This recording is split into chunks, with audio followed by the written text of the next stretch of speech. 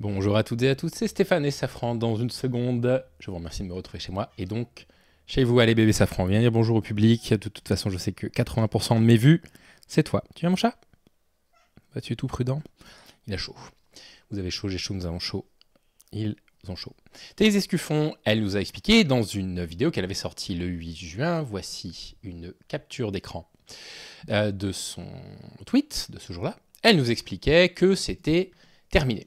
C'est terminé les vidéos de coaching en séduction, elle va devenir une influenceuse politique et elle laisse de côté définitivement les trucs sur les rapports hommes-femmes. Voilà, ça c'était le 8 juin. Et bah promesse non tenue, puisque le 19 juin, déjà, elle tweetait ça. Épouser un homme qui vous permet de vivre pleinement votre féminité. Alors ça, c'est très intéressant parce que Thérèse Escuffon pense, très sincèrement. Alors déjà, bon voilà, donc on va revenir 100% sur les relations hommes-femmes. Ça n'a pas changé d'un iota, malheureusement. Elle pense sincèrement qu'aujourd'hui, les féministes disent aux femmes ne soyez pas féminines. Déjà, l'injonction à la féminité est profondément sexiste, la notion de féminité même est profondément sexiste. Il n'y a pas deux pays au monde qui s'accorderont sur la même chose, sur leur vision de ce qui est une personne féminine. L'injonction contre laquelle il faut se battre, c'est l'injonction de devoir plaire au regard masculin. D'imposer aux femmes de plaire au regard masculin et du coup d'épouser les codes de la pornification des femmes par les hommes. Ça fait partie des choses qui sont grandement reprochées au patriarcat, à la culture patriarcale, dont va découler ensuite la culture du viol, etc. Et donc, un homme qui va vous empêcher d'épouser votre féminité, qu'est-ce que ça veut dire? Si elle est en train de dire que vous devriez épouser un homme qui vous laisse vous habiller comme vous l'entendez, ça, oui, il n'y a pas de problème, évidemment.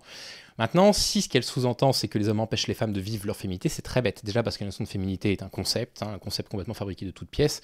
Puis parce qu'ensuite, personne ne dit les femmes ne doivent pas être féminines, parce que ça ne veut rien dire. Ce qu'on dit, c'est les femmes doivent pouvoir vivre et évoluer en dehors de l'injonction du regard masculin. Voilà. Elles s'habillent comme elles veulent. Elles mettent en avant les parties du corps qu'elles ont envie de mettre en avant.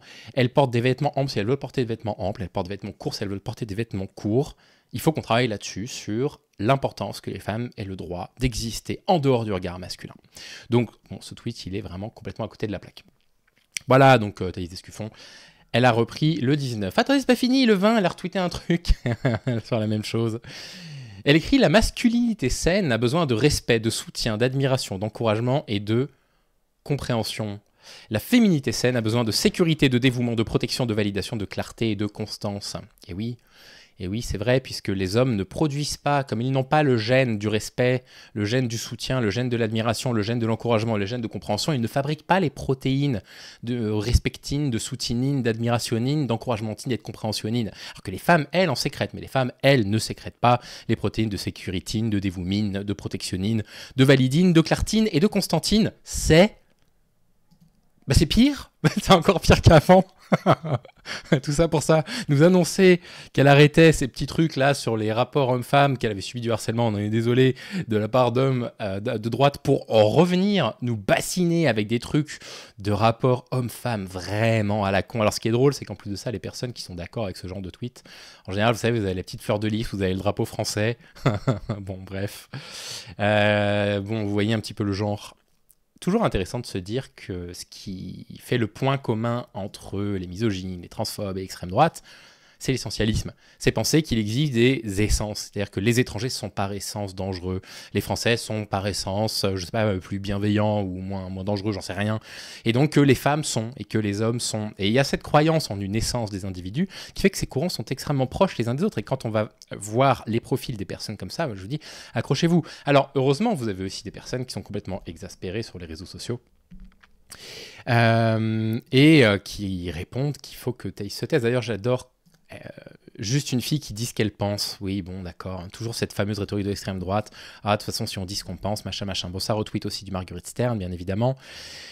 Là, dans Épouser un homme qui vous permet de vivre vos féminités, vous avez quand même des personnes qui vous disent je sais plus où c'est. Bon, on va pas aller rechercher les commentaires. Bref. Bon, voilà, c'est quand même un petit peu dommage de se dire que On en est encore là, que Thaïs Escuffon, on est toujours à défendre ce genre de bêtises, et puis on se demande pourquoi, parce qu'elle n'a plus vraiment de formation avant, parce qu'elle a dit qu'elle n'en vendrait plus, à moins qu'elle ait déjà changé d'avis. Ce qui est intéressant dans sa vision, elle, de la masculinité, c'est qu'elle imagine l'homme comme étant celui qui va être le pourvoyeur de sécurité affective, de sécurité financière, etc. Vous voyez, un rôle stéréotypé masculin, très inspiré finalement des fantasmes que l'on a des hommes du 19e siècle, pur fantasme.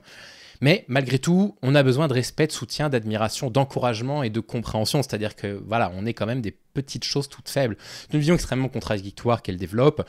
Et en fait, ce qu'elle est en train de dire simplement, c'est femme, soumets-toi à ton mec, en fait. Soumets-toi, fais en sorte que tu te mettes de côté pour que ton homme puisse exister et se développer par lui-même. Et par contre, les femmes n'ont pas besoin de la même chose. Elles ont besoin donc de sécurité. Donc ça, c'est les hommes qui leur donnent. Mais vous voyez, les hommes doivent leur apporter de la sécurité. Mais c'est eux qui ont besoin d'être portés et d'être soutenus. Elles ont besoin de dévouement, tout ça est très contradictoire, de protection, de validation, de clarté et de constance. Voilà, les hommes, nous, on n'a pas besoin de constance, on n'a pas besoin de clarté. Nous, on aime bien les trucs bien flous. Hein. Ça, c'est bien connu que les hommes, on aime bien les relations bien floues, bien ambiguës, où on n'est pas tout à fait sûr que la relation est vraiment démarrée ou quoi. Voilà, puis on n'aime pas du tout être validé, nous, les hommes. Hein. Non, nous, on n'aime pas. Nous, on aime bien être contredit. C'est bien. Je crois que c'est même ça qui caractérise les hommes. C'est le fait on accepte la contradiction facilement. C'est bien pour ça qu'on est connu en société. Voilà, voilà. Donc un post le 19 juin, un post le 20 juin. Bon, eh ben c'est pas fini. Elle a posté un truc le 21 juin. Elle nous fait un éphéméride. Elle met « La meilleure chose qu'un homme puisse faire pour une femme est de rester constant dans son attitude, même après l'avoir séduite. » Enfin, un truc avec lequel je suis d'accord. Je comprends juste pas pourquoi la phrase est formulée de cette façon-là. Qu'un homme puisse faire pour une femme, c'est de rester constant dans son attitude, même après l'avoir séduite. Bah oui, bah c'est dans les deux sens. Mais formulé comme ça permet de respecter l'ordre patriarcal. C'est l'homme qui décide, c'est l'homme qui va draguer, c'est l'homme qui séduit, c'est l'homme qui décide de si vous êtes en relation ou non, les femmes, hein, d'accord, hein, vous n'avez pas vraiment votre mot à dire. Et même si vous après, et après, ce que je ne comprends pas, c'est cette idée de, même après l'avoir séduite, il faut rester constant. Oui, c'est ce qui fait marcher un couple, en fait, ça marche dans les deux sens. C'est vraiment, vraiment ce qui fait fonctionner un couple. Vraiment, je ne comprends pas. On lit 2-3 commentaires, hein. J'ai toujours milité avec force pour que mon épouse puisse recourir à l'infibulation, volontairement ou pas. C'est une position invariable à laquelle je n'ai jamais dérogé et elle le sait. Maintenant, je ne changerai d'avis. Jamais je ne changerai d'avis. L'infibulation, je ne sais pas du tout ce que c'est. C'est pour ça qu'il faut leur montrer tout de suite qu'on est un sale enfoiré par respect et par honnêteté intellectuelle et pour simplifier le service après-vente. Toujours drôle d'ironiser sur les violences masculines, bien sûr.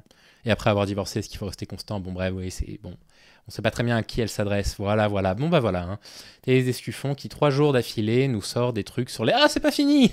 Le 22, elle a sorti un autre truc. Je vous dis, c'est un éphéméride. Elle nous fait un calendrier des cookies fortune, des propos misogynes. Donc là, on a la douceur d'une femme, n'est pas sa faiblesse, mais sa force. Hein, on imagine que c'est en opposition aux hommes. Est-ce que tu viens... Oh, regardez. Et voilà, grâce à Safran, la vidéo va dépasser les 10 000. Merci, petit Safran. Donc, la douceur d'une femme n'est pas sa faiblesse, mais sa force. Je ne sais pas dans quel monde Thaïs Escuffon vit pour penser qu'il y a des gens qui considèrent que la douceur des femmes serait une faiblesse. C'est même tout l'inverse.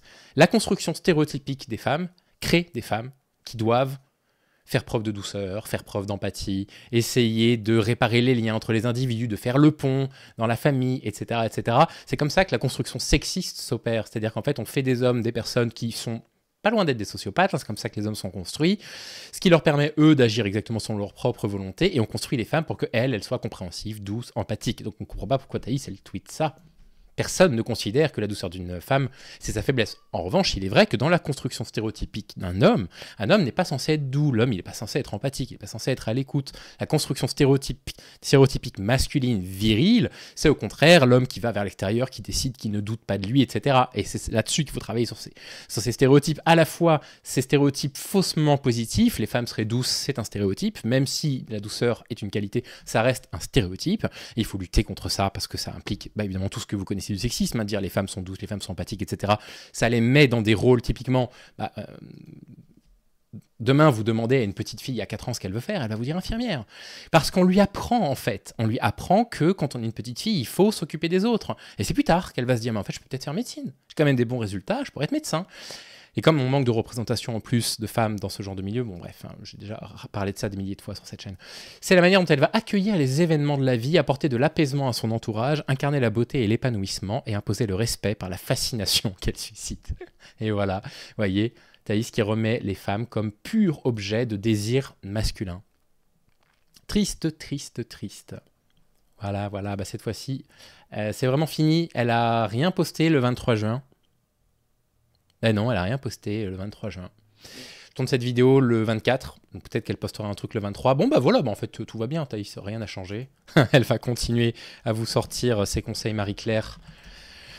Et c'est désolant, absolument désolant, parce qu'elle a toujours pas mal de public. Bon, bah, qu'est-ce que vous voulez que je vous dise? Bah, j'ai pas grand-chose d'autre à dire, donc je vous laisse, je vous souhaite une bonne journée, je vous dis à très vite, et il fait chaud, je vais remettre la clim. À bientôt les amis.